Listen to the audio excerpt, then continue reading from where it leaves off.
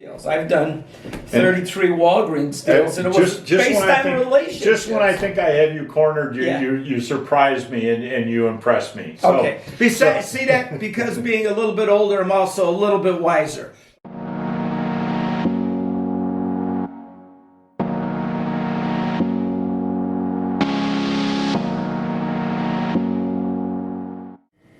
Hello, my friends. This is JoeyB. Welcome to my YouTube channel. And I've got a special guest here today. He's a friend of mine. His name is Dale Shea. And Dale's been in this business for what, over 35 years now, right? over 35 years. Yeah.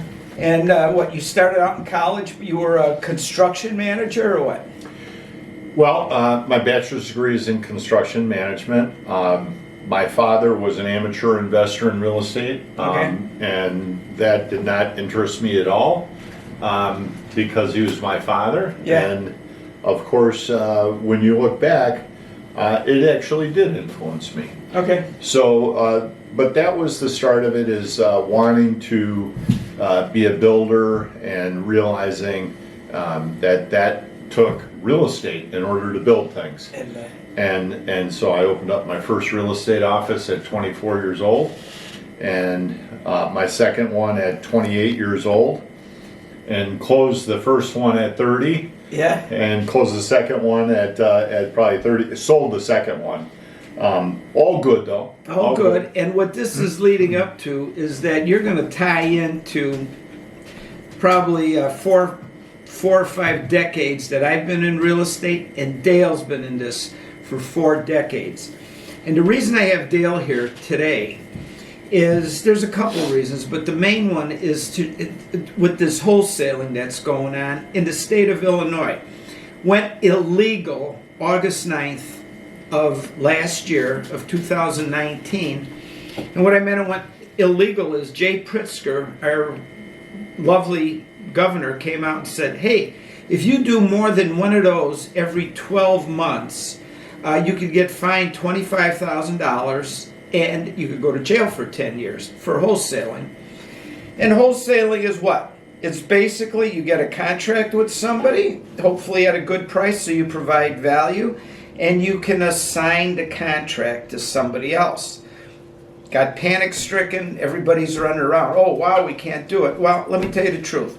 I think that 90% of most wholesalers before that date didn't know what they were doing. Well, we're going to show you today how you could turn that adversity or misinformation or that whatever understanding you may have that into a value proposition. You can make more money right now legally. You could make more money right now by providing better value to the sellers, better value to the buyers, and for everybody else involved. You're going to save them time, headache, and money. And we're going to show you how to do that. Dale started out in real estate. He's got an extensive background. But Dale, when you and I talked right around August 9th or 10th, right? Right after that. And the JoeyB, this is how you make money in real estate. It has very little to do with buildings, very little to do with land, very little to do with, it has to do with people. You gotta work with the people, and the people come first.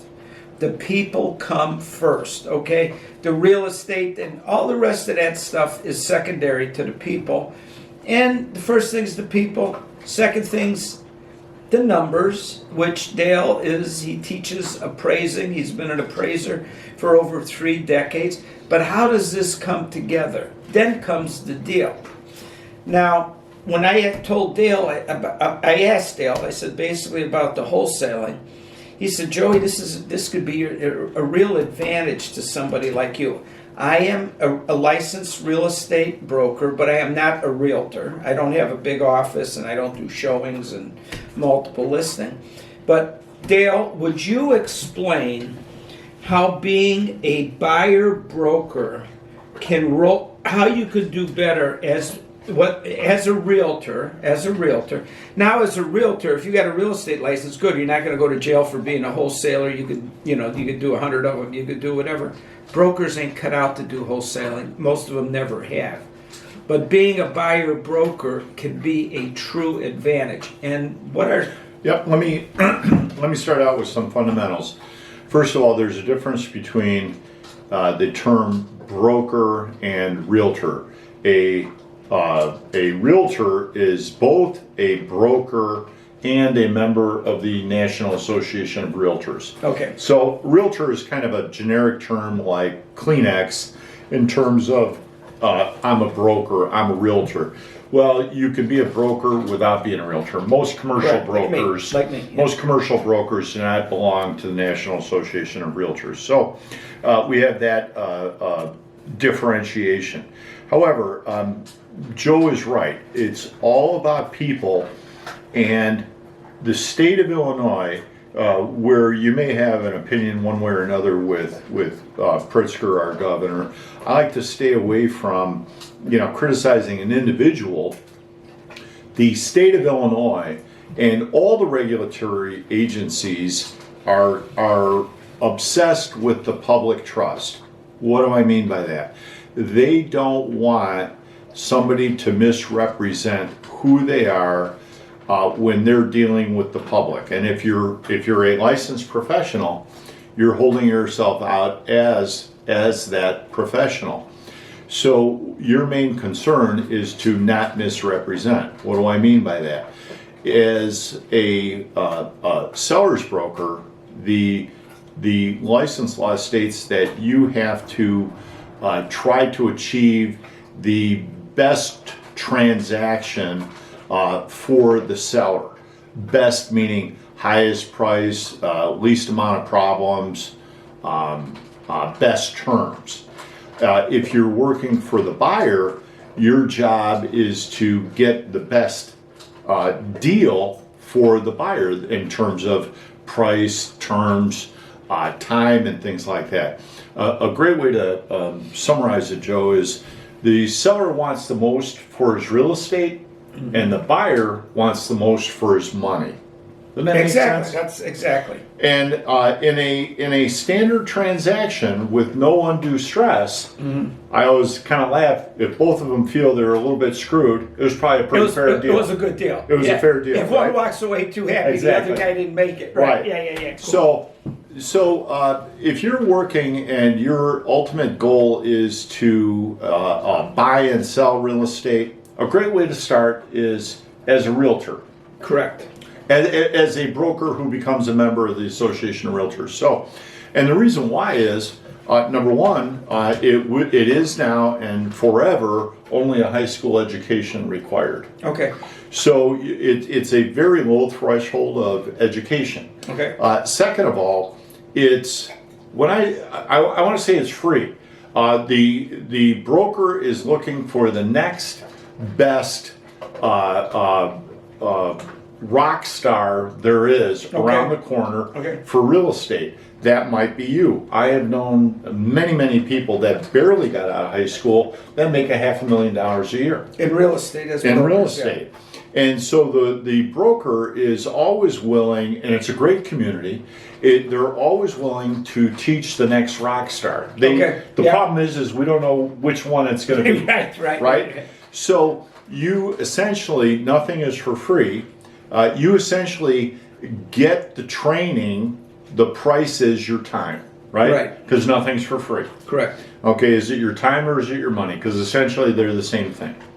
So if you have more money than time, then you may be able to just jump into this business and try and buy and sell. I wouldn't advise that. But if you have more time than money, start out as a realtor and get that free training where your cost is your time and you're going to learn things.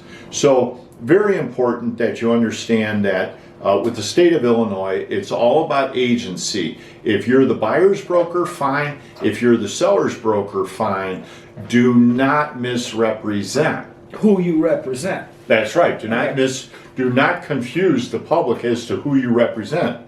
So as far as wholesaling, essentially, you never represent the seller, in my opinion, when you're wholesaling, because The seller is in a pretty atypical situation.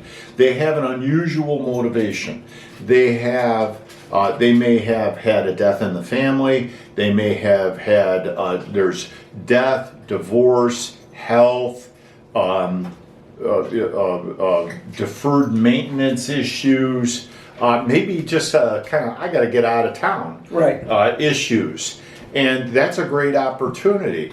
Who are you to say you shouldn't do that and you should wait around 6 to 12 months to market this property, get it exposed to the market, and have people walking through your home and wait for the money? You have to do that. Here, let me interrupt you.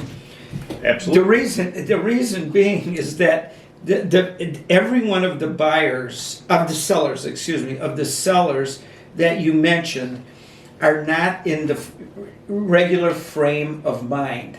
They've got some other outside issues. They got some problems. This may be the biggest deal of their life because they inherited it, or there's. So the value you're adding to the seller is what? They don't have to pay you a commission. Right. They don't have to clean the house.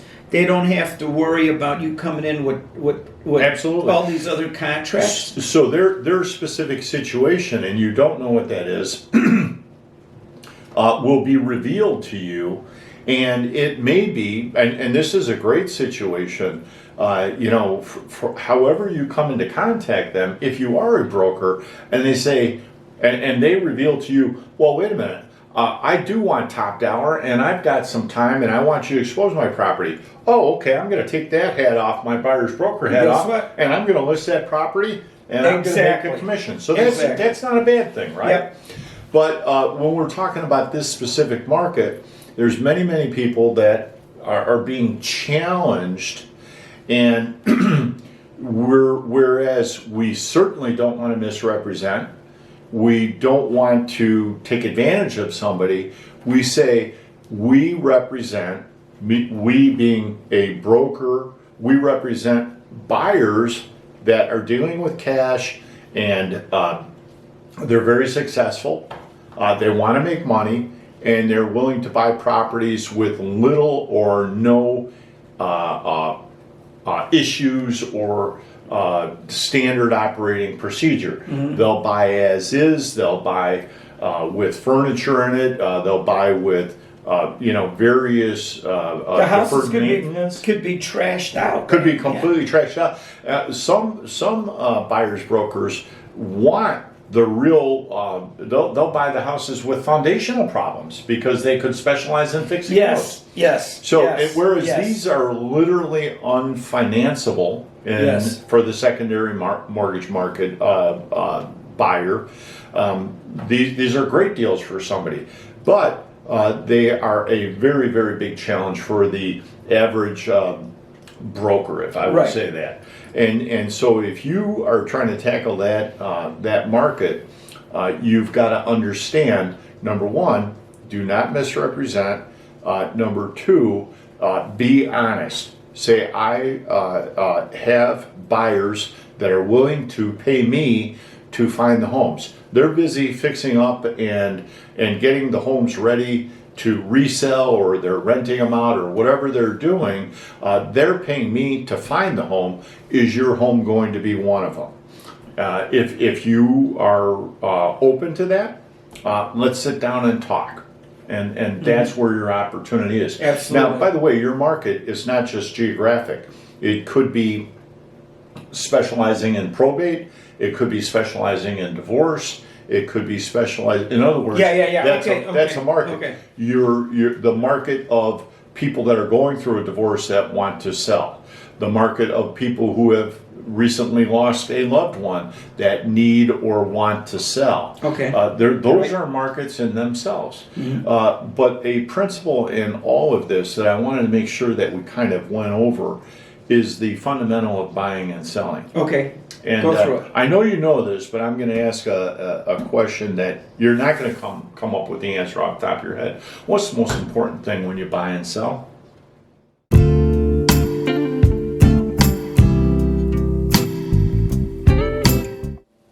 Hey, my friend. Hey, thank you for watching Real Estate Investing Mantra.